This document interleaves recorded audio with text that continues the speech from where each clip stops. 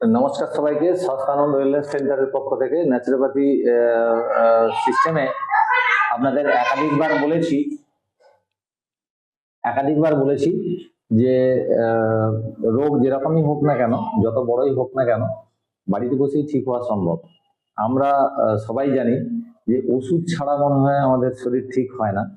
তো প্রথমত আমাদের এই সেন্টারে আসলে সবার কাছ থেকে যখন আমরা কথাবার্তা বলি বা কথোপকথন শুরু করি, তখন সবাই ভাবছেন যে এখানে তো ডাক্তার নেই, নার্স নেই, অথচ ঠিক হবেন কি করে, এত বড় বড় কঠিন কঠিন সমস্যা। তো আমরা এর আগেও যে যে সমস্যাগুলো হ্যান্ডেল করেছি সেগুলোর ভিডিও কিছু কিছু সবাইকে দেখিয়েছি। আজকেরই একজনের সেরকম ধরনের সমস্যা ছিল, যেটা একবার উনি আগে অপারেশন হয়েছেন পাইলসের জন্য। তো আবারও কিছুদিন পরে আবার সমস্যা যখন বাড়লো ধীরে ধীরে, অপারেশন হওয়ার পর তো ভালো ছিলেনই না কোনোভাবে। ইভিন ওষুধ খেয়ে সামান্য গ্যাস অ্যাসিড যেটা হয় সেটাই কন্ট্রোল হচ্ছিল না, বাকি অন্যান্য ঠিক হওয়া তো অনেক দূরের কথা। তো সেরকম একটা পরিস্থিতিতে আবার ডাক্তার সাজেস্ট করেছেন যে আবার ফার্দার অপারেশন করতে হবে।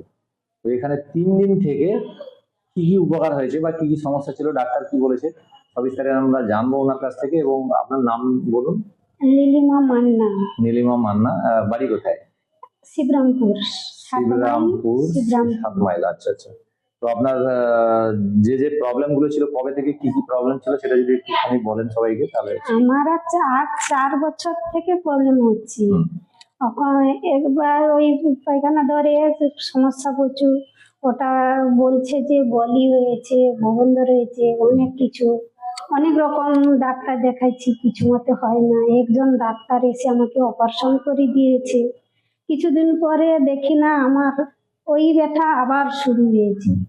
ওটার জন্য অনেক ডাক্তার দেখাইছি, ফটো করেছি, সেই ব্যথা আবার ঘুরে এসে তারপরে আবার পিজি গেলাম, ওখানেও গিয়ে বললো যে ফটো করতে হবে, অপারেশন করতে হবে।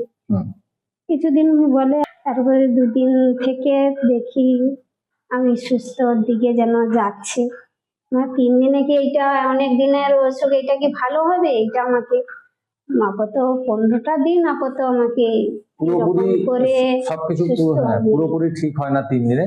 আমি আপনাকে বলে দিই, আপনার যে যে সমস্যাগুলো মেজর প্রবলেম বলে আপনি বলছিলেন, সেটা হচ্ছে কোমর থেকে হাঁটু পর্যন্ত যন্ত্রণা হতো, সেটা এখন আর হচ্ছে? কোমর থেকে হাঁটু পর্যন্ত হচ্ছে, হয়তো সেভাবে হচ্ছে, হালকা হয়ে গেছে অনেকটা। অ্যাসিডিটি প্রচুর পরিমাণে হতো, অ্যাসিডিটি হচ্ছে? এখন হচ্ছে না। মাথার যন্ত্রণা হতো, মাথার যন্ত্রণা হচ্ছে? বা ভোরের দিকে আপনার প্রচুর পরিমাণে খিদা পেত?